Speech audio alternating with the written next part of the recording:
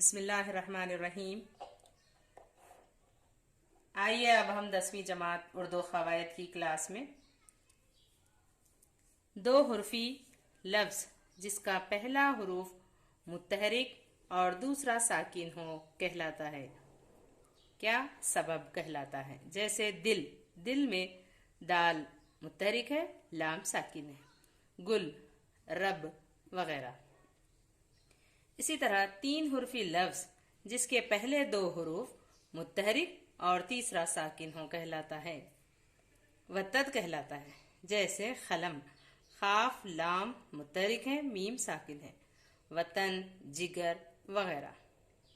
اسی طرح 4 حرفی 5 حرفی لفظ کیا کہلاتے ہیں؟ فاصلہ کہلاتے ہیں۔ جب کسی لفظ پر الف لام لگایا جائے، وہ الف لام نہیں پڑھا جائے تو کہتے ہیں حروف شمسی۔ جیسے عبد الصمد، اس میں عبد الصمد الف لام نہیں پڑھا جا رہا ہے، ڈائریکٹ دال سے سواد کو ملایا جا رہا ہے۔ معین الدین، ملک الشعراء وغیرہ۔ جب کسی لفظ پر الف لام لگایا جائے اور وہ الف لام پڑھا جائے تو کہتے ہیں حروف قمری۔ جیسے یوم الجمعہ، اس میں الف لام کو پڑھا جا رہا ہے، یوم الجمعہ، لیلۃ القدر وغیرہ۔ دونوں الفاظ مل کر ایک ہی معنی دے رہے ہوں کہلاتے ہیں۔ کیا کہلاتے ہیں؟ مرکب لفظ۔ جیسے خوش فہمی، دونوں کے معنی ایک جیسے ہی ہیں۔ خوش اخلاقی، دونوں کے معنی ایک جیسے ہی ہیں۔ شب و روز، دن، روز معنی دن، یہ دونوں کے معنی بھی ایک جیسے ہیں۔ یہ جو اردو قواعد ہیں ڈی ایڈ انٹرنس ٹیسٹ کے لیے بھی اور پیپر 1 پیپر 2 ٹیٹ کے لیے بھی کام میں آئیں گے۔ کسی لفظ کے شروع میں جز جڑ کر ایک خاص معنی پیدا کرنے والا جز کہلاتا ہے سابقہ۔ جیسے ہم سفر میں ہم جو ہے سابقہ ہیں، صاحب کمال میں صاحب سابقہ ہے، اہل محفل میں اہل سابقہ ہے۔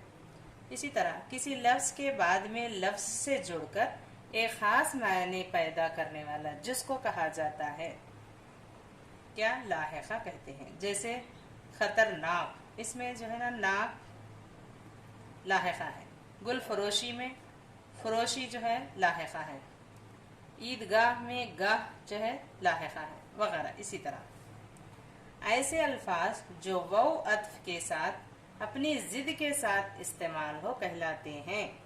کیا کہلاتے ہیں؟ متضاد الفاظ۔ جیسے زمین و آسمان، صبح و شام وغیرہ۔ دونوں ایک جیسے معنی ہیں۔ زمین، دونوں ایک کے اپوزٹ ایک ہیں، ایک ضد ہیں، اس کو متضاد الفاظ کہتے ہیں۔ ایک ہی چیز کو الگ الگ ناموں سے پکارا جائے اور ایسے الگ الگ نام ایک دوسرے کے مترادف یا ہم معنی کہلاتے ہیں۔ مترادف الفاظ کون سے ہیں؟ جیسے چاند، قمر، ماہ، مہتاب، یہ چاروں بھی ایک دوسرے کے مترادف ہیں۔ شمس، مہر، آفتاب، یہ تینوں بھی ایک دوسرے کے مترادف ہیں، یعنی ایک جیسے معنی رکھنے والے لفظ۔ شعری محاسن کو اجاگر کرنا، اس سے لطف اندوز ہونا کا علم کہلاتا ہے، علم بیان کہلاتا ہے۔